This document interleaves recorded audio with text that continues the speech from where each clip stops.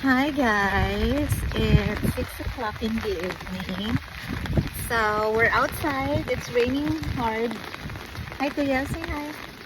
So it's been like almost a week that I was not able to run or even walk outside.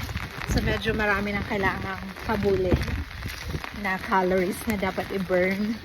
And that's because it continuously rains for about a week already.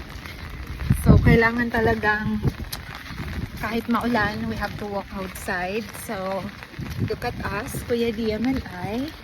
Ay na. Malakas actually ulan ngayon, hindi lang halata sa video. But, yeah, we're walking with our umbrellas. Yan, si Kuya nag-video-video din siya. So, I'm supposed to run at the gym. Kaya lang close din yung gym kasi pinasukan ng putik. Yeah, no choice po tayo mga higala. Maglakaw-lakaw ta diri sa ubos. Even if it's raining hard, kailangan talaga discipline.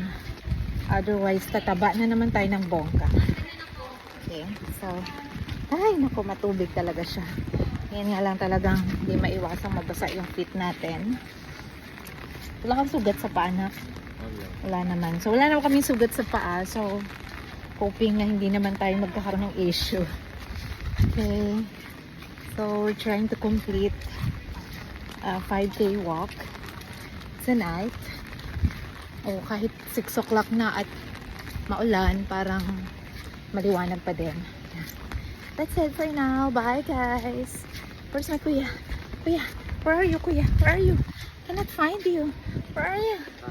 Hi, there you are. Bye bye my kuya Pagi. And ikot muna kami dito. Dito lang kami sa inner part ng condo. Bye!